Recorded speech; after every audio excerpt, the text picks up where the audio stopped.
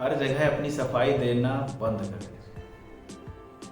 सफाई दे के या अपने आप को ये साबित करके कि भाई आप दोषी नहीं हैं, आपने कुछ गलत नीयत से नहीं किया है, या आपने जो किया है वो आपसे हो गया है एक गलती के तौर पे, ऐसा कह के, ऐसा समझा के आप किसी को भी संतुष्ट नहीं कर सकते।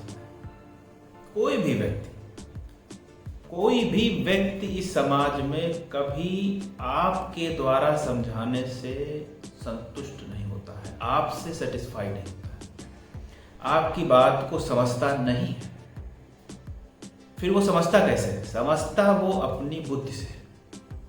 वो जिस स्तर पे होता है उसी स्तर पे चीजों को समझता है, उसी को सही मानता है और उसी तरीके से वो चलता है कि ये उसका पैटर्न है। आपने क्या किया है, क्या नहीं किया है, किस नियत से किया है, इसकी क्लियरिटी आप उसको दे रहे हो। उसकी नज़र में अपने आप को सही साबित करने की जो कोशिश करते हो, ये बात वो तभी समझता है जब वो सही जोन में होता है।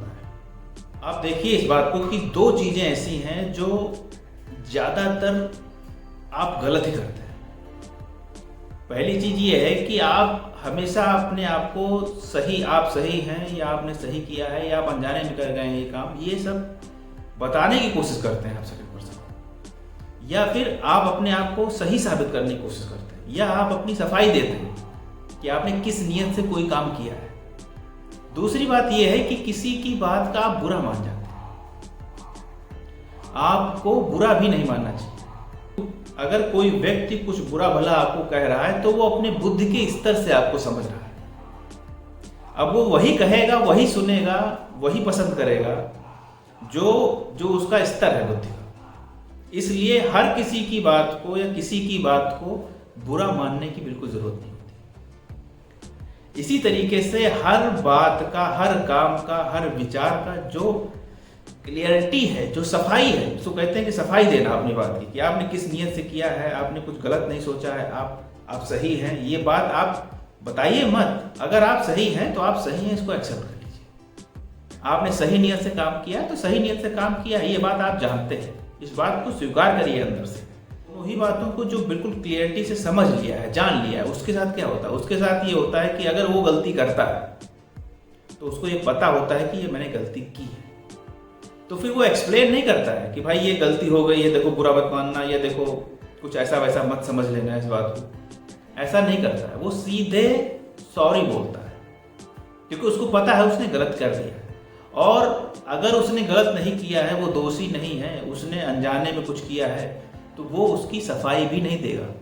क्यों नहीं देगा? क्योंकि वो ये जानता है कि ये उससे अनजाने से हो गया, ये काम उसके द्वारा अनजाने में हो गया, या ये चीज़ वो नहीं जान पाया था, यहाँ पर उसकी नीयत सही थी, यहाँ पर उसकी नीयत गलत थी, ये उसको मालूम है। अब चूंकि मालूम है तो वो उसकी सफाई भी नहीं देगा।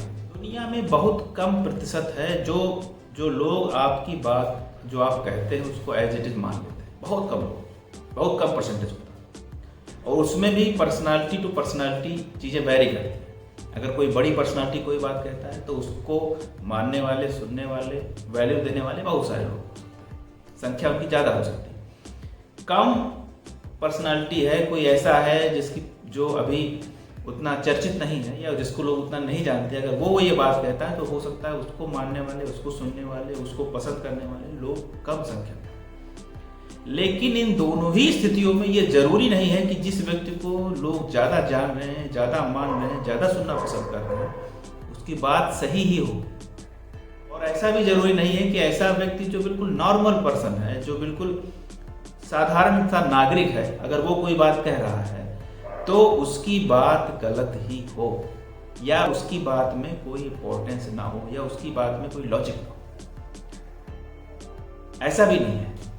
अगर आप स्क्रिप्चर्स देखें तो महाभारत युद्ध से पहले एक शांति दूत की तरह भगवान कृष्ण कौरवों के पास गए थे। भगवान ईश्वर खुद गया था शांति की स्थापना के लिए, एक प्रस्ताव के रूप में, एक मौका देने के रूप में। लेकिन उसकी बात किसने माना? किसने उसकी बात को वैल्यू दी?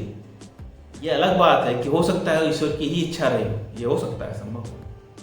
लेकिन लेकिन इससे मैं केवल इतना कहना चाहता हूं कि व्यक्ति का किसी बात को वैल्यू देना, व्यक्ति का किसी बात को वैल्यू ना देना, ये सिर्फ उसकी मन स्थिति पर निर्भर है। आप उसमें कोई हस्तक्षेप नहीं कर सकते, आप उसको बदल नहीं सकते।